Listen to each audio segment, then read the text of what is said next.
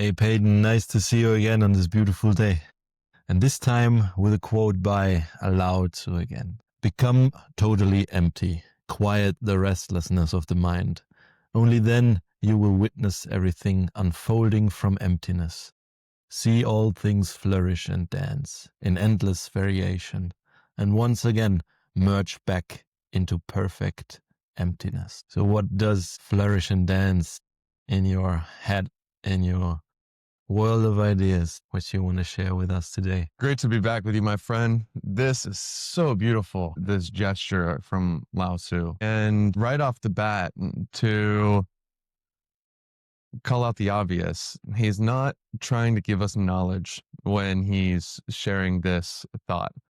When he's pointing to emptiness, when he's pointing to the letting the universe dance, when he's pointing to the possibility of totally letting go of our doing and just sitting back completely and almost entering a unity with the flow of reality that happens outside of our will.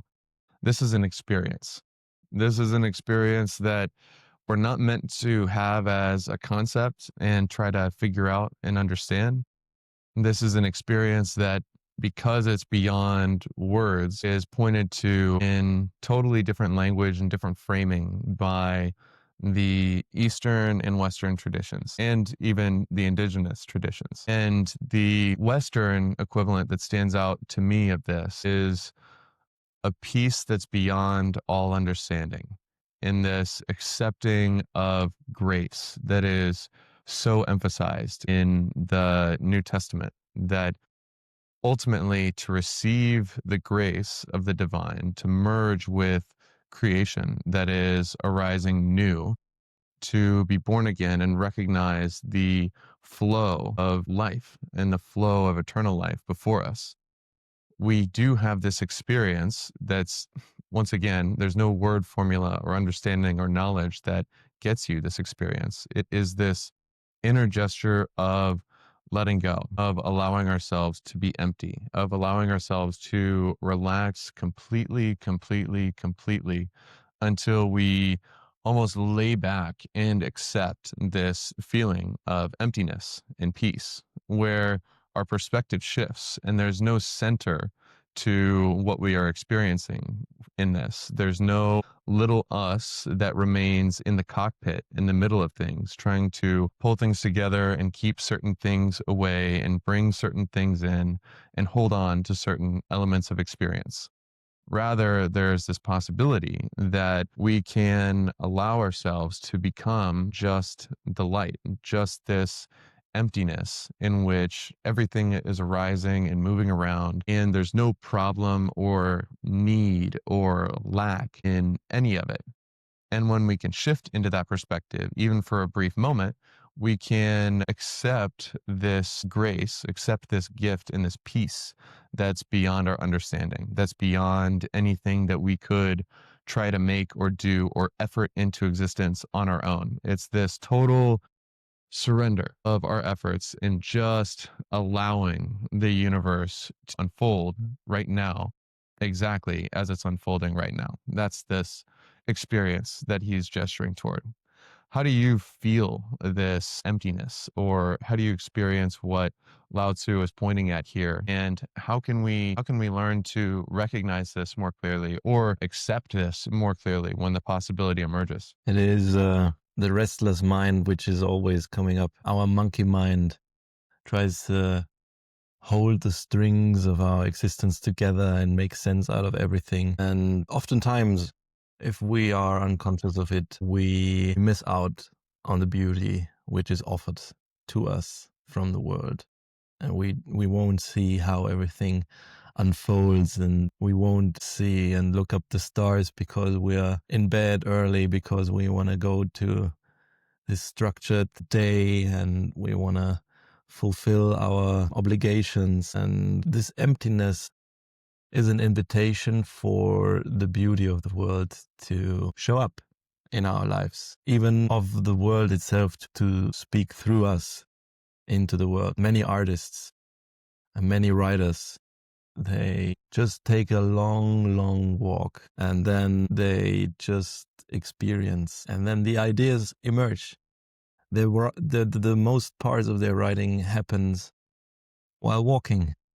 And even you and me, we experience when shower, for example. Then the ideas come up, and if we relax totally into this, not needing to do anything right now except relaxing and except flaneuring around and inviting the vast space of endless variations of the endless possibilities to show up, then we experience the beauty which can emerge if we give that space. In my view, it is like gardening a beautiful flower. You need to prepare the right circumstances and give it the right pot and give it the right nutrition for it to be able to flourish and emerge healthy. So it is all about preparing this pot so your flowers can emerge. How do you see this metaphor, Peyton? Love that metaphor. That was not on my mind, but what's so true about the metaphor is you recognize the role that you do and don't play in the flower's creation. You are not the one that creates the seed. You are not the one that writes the DNA of the flower and the ingredients. You merely create conditions and cultivate an environment within the limitations of what actually you're presented with and what the universe has given you in the first place to work with. Do you have a window that you can put it by? Did you create the sun rays that are coming down? Obviously, no. You didn't ultimately even create the conditions for the environment that you then shape with what you were given as far as those tools go. But even further, you may find this pot, obtain this dirt, put these ingredients together, put water on it. You certainly do not cause the first sprout to emerge from the seed. This happens from the life force and from the energy contained within the universe itself that does not start with you. Even more as it's starting to grow and emerge from the soil, you do not stand there and try to stretch out the stem with your finger. You do not actually try to tear it apart so that the flower can emerge from within the bud. You trust and allow those things to happen and provide the space for those things to happen. And then you just allow it to be after you've cultivated or shaped the environment for which it to flourish. And this is the same thing, of course, in our own life. And even the light within us is called sometimes the seed, this thing that is created from some source that we can't identify, that has been placed within us. And then we only, in a very similar way, have this option of cultivating the right conditions and then allowing it to sprout on its own time, in its own way, in its own form. And really we have very little control over the whole thing except to just get out of the way. We have control over whether we step on the flower. We have control over whether we try to speed it along and accidentally rip it. But besides just not getting in the way of the situation, the most we can do is allow the conditions to be appropriate for its flourishing, and then to sit back and recognize as reality unfolds with an energy and a will all its own. And this will of reality is, I believe, an element to become sensitive to.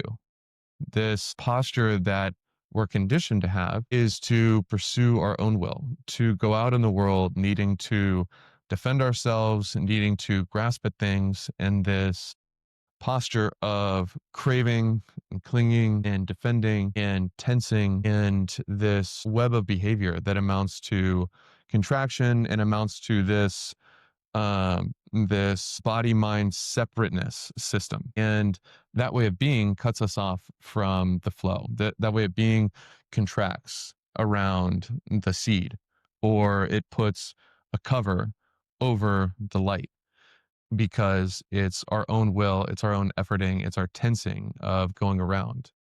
And the way to allow this seed to flourish or this light to shine is not to power it with ourselves. It's not to push it or to struggle it in some way. It's to allow it the space. It's to let it breathe it's to relax. And there's this saying attributed to Jesus in the Gospel of Thomas, where his disciples ask him, like, what is the sign of the light? What is the sign if somebody's really your follower? And he says, it is movement and repose. And repose being this kind of archaic word that sort of relates to rest or relaxation. It's also this suppleness to our way of being and this receptivity to spontaneity. And that I think is a core element of when we are truly relaxing into emptiness and trying to align ourselves with a will that is outside of ours and therefore not our own, and to relax and allow the flower to bloom with its life force, its life energy, with its creative source that we did not create, that is not from us originally. It is this alignment and conscious giving ourselves to this greater flow and allowing and trusting and having faith in this greater flow to emerge and flow and be exactly as it is. This movement and repose has a core characteristic of spontaneity, because if we are truly aligning ourselves with the divine will of reality, we find that it doesn't give us the roadmap in advance, and it doesn't let us plan for every contingency. It doesn't let us understand everything about what it's going to do or why it's going to do what it's going to do or what the ultimate purpose is of this movement, this thing going on in front of us that may look good or it may look painful. It may look good and then it turns to bad and then it turns to good again and then it turns to really bad. And in a way that we only see way down the line was ultimately really important for something else that seems totally unrelated. It has this big picture unity gestalt view of all of this interrelated picture that's beyond our comprehension from our limited perspective, from our limited mind and capacity for understanding and the intrinsic limitations of language. And so, this spontaneity and faith in the spontaneity that emerges from all around us in terms of what arises within the field of our awareness, as well as actually the spontaneity of what arises within our own body. We see that if we're truly in the source, if we're truly being creative, if we're truly allowing this seed within us to grow into a flower, then we don't get the roadmap in advance. We don't get briefings before what comes out of our mouth. We have to trust that what comes out of our mouth is coming from the source and that this source is better at creation. The source is better at making things or doing things or moving or flowing than we could ever be. It's this faith that I have no idea what this is about to do. I have no idea what the universe is doing. I have no idea what this will lead to or what this will lead to, and certainly don't know what any of this means. But if I can give myself to this spontaneous flow, or how Lao Tzu says, if I can let the restless mind settle and just allow everything to pass and move and be and change as it is, that spontaneity itself yields so much better fruit than our planning, than our efforting, than our trying, than our separate will trying to force things in the outer world ever can. And this is something that we can see over and over and over and over again. What is the fruit of us when we fully give ourselves to the source, when we fully align ourselves with a will that is not our own, versus what is the fruit when we struggle against, when we don't trust, when we fight, when we contract against all that wants to emerge from within us and all around us? How do you think about this spontaneity element? I think that it is some telling characteristic of this whole movement and the authenticity of whatever the movement is. Yeah, the spontaneity is the dancing element of it. In my Yeah. opinion, it's like experiencing that you are part of the endless dance of the universe, the endless emergence of the universe. That you don't grow yourself, but it's the life force within you, the seeds that have been given by life itself to you, that you cultivate and you keep intact and you try to keep healthy and alive. So this is your responsibility then to be more alive, to become more alive. In the process of endless unfolding, becoming more alive means aligning what you know to be true about yourself with what you do and what you repeatedly do. Align your habits with what makes you come alive, and don't hide yourself from yourself, even if it feels sometimes hard to not adhere to the expectations of the people around you or of the visions that you have about yourself.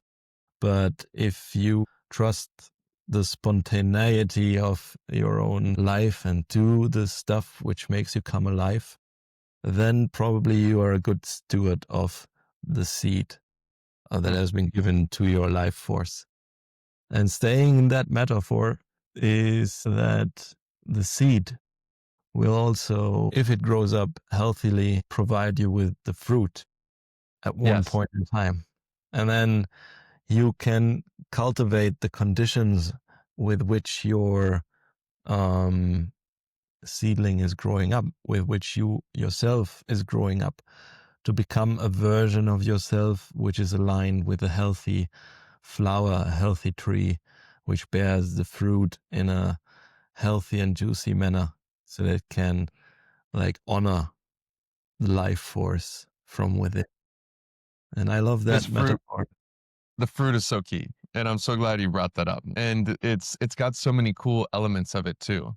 That on one hand, fruit is the proof in the pudding, so to speak, not as something to put in our pocket and always remember back to, but to actually observe, is there this continuous bearing fruit? Is there this ongoing spontaneous fruit that emerges from it? This is the true test of whether or not we are mistaken in what the source truly is, or the ultimate nature of what we're tapping into. If we're tapping into what's real and what's ultimate, the actual divine seed and light within us, we will see the fruit in its own way, in its own time, in its own emergence, in its own shape.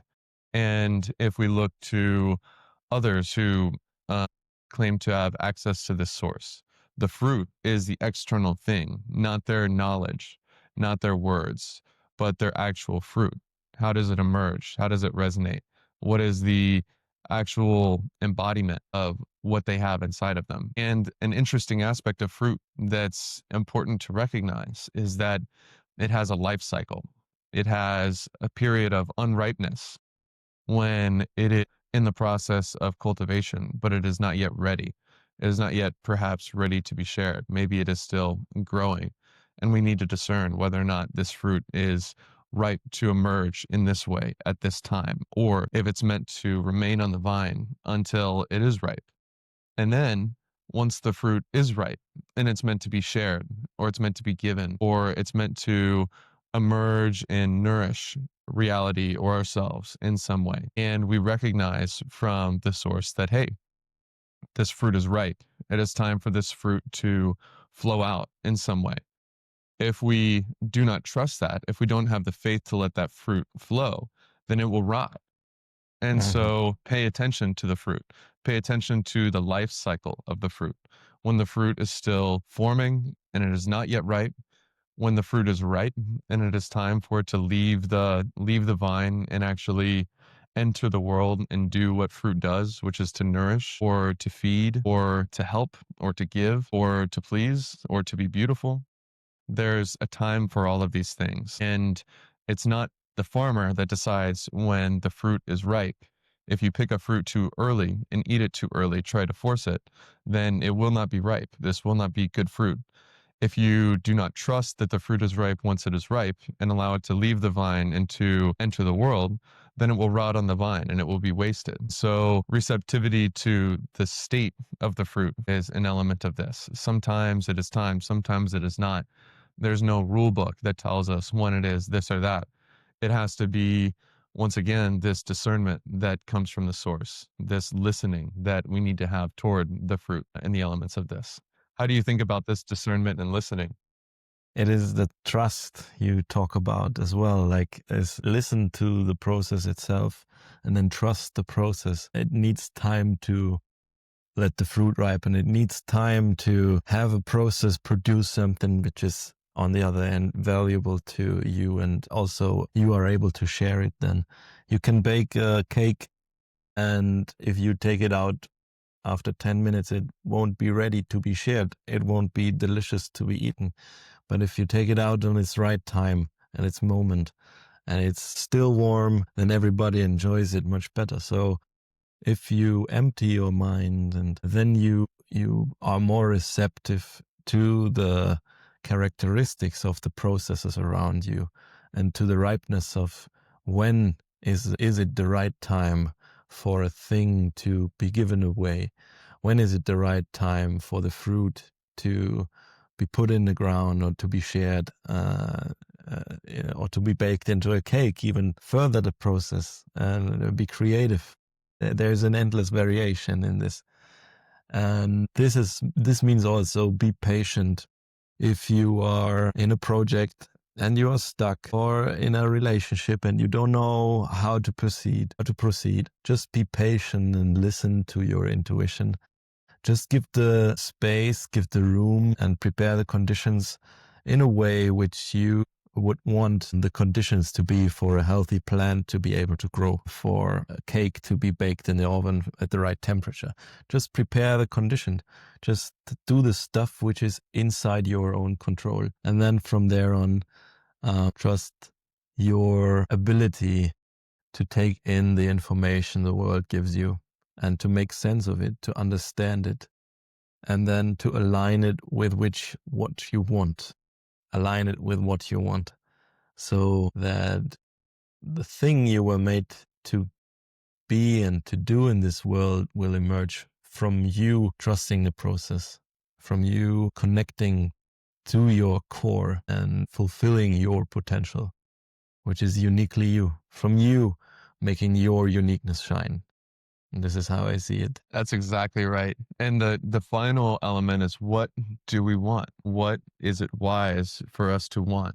Where is this flow intending toward? Where is the spontaneity gravitating toward? And in all of this, I think an element of wisdom, or of cultivating this relationship with the seed or the light or the source, is this deep devotion and commitment to aligning our own will with the will of broader reality, with the will of the divine all, the unfolding, the gestalt, the unity, the entire set of emergent waves of which the divine source is the ocean. And this final kind of recognition that all of these appearances, as Lao Tzu says, will return to emptiness. And we can come back to this feeling, this felt sense of emptiness ourselves, where the center drops off and we just give our energy, give our being completely to the reality. We merge almost into all that arises. And this final, a word that I think I'd like to contemplate and kind of, for me, the last thing I'd like to share is this. There's multiple words in the Judeo-Christian tradition for God. There is Yahweh, there is I am, and there is Adonai. But the one that I think is really resonant for this particular discussion is the Hebrew Elohim and the Aramaic Allah. And these words don't point at a personified anthropomorphic figure with a human body and head in a seated position. Rather, these words point to a divine mystery of all of reality that arises. They can be felt as the whole universe consciously unfolding, the whole everything that is dynamic and made of the light. And this sort of expanded centerlessness, all everything inherent mystery that is undeniable and here right now. This be still and know that I am all, that I am everything, that I'm Elohim. This is, I think, the final, this is a contemplation that I think is very helpful for bringing ourselves experientially, for bringing our heart into alignment with this greater everything that is always already unfolding, already here, already completely allowing us to be exactly as we are, already unconditionally loving every part of who we are and every part of who it is and everything. There's this unity element to reality that we never can create. And it's only something that we can cease to push away, cease to cut ourselves off from, cease to separate ourselves off from by weaving this web, by pushing and pulling and dividing our will from the greater will. And so this contemplation for me is an admonition to be still, to feel the emptiness, to let go of my pushing and pulling, and to just be, to just accept, to just open myself to this greater reality. How about you, man? What else would you like to share for us as kind of a closing note for today? The closing note for today is be kind to yourself. And even though you don't reach every outcome you want, be kind with yourself. If you just trust the process, then everything will emerge the way it will if you put the effort in, the conditions in. And even if not, be kind to yourself. And then you have a good basis for the next day. After a good sleep, you can just do stuff according to what you can offer, what you can provide, what you can give to the world. Don't ask what do I expect from the world. Ask what does the world expect from me, and then put yourself in, and then be like tiger or puma. I know what Puma expects from me. It's a bunch of head pats. Yeah. And I really appreciate you sharing that closing note, man, because it's been said before, but it's so worth remembering that we ourselves in this moment, exactly as we are arising, with all of the things that we're tendency to like, all of the things that we tend to not like, all of the things that we're inclined to judge, all of how we are arising in this moment is a part of this greater divine reality. It's already here, it's already now. And because of that, it literally cannot be any other way than how it is right now. This is a part of not dividing ourselves from reality, is to not judge this human form and the thoughts that arise and the temptations we feel and the difficulties and the pain and the negative feelings. These are all a part of the one gestalt. This is merging with this too, merging with all sides of this, trusting in all sides of this, even as it relates to this embodied Homo sapien experience that we find ourselves in. This is central to what it means to allow the experience of emptiness, to allow the experience of trust or of faith or of letting go. This is core, core, core. And it's the easiest, most common thing where we get in our own way. And so this is a wonderful note to leave us on. I thank you for sharing this at the end, is this trust, this love ourselves unconditionally. All parts are arising exactly as they are already here, exactly as they are destined to unfold right now. Everything is complete. It is what it is, and we are complete as well. With It is this, what it is, my friend. Peyton, I wish you a wonderful week and see you soon, my friend. It is what Thank it you, my is. friend. Greatly appreciate you. Talk to you soon.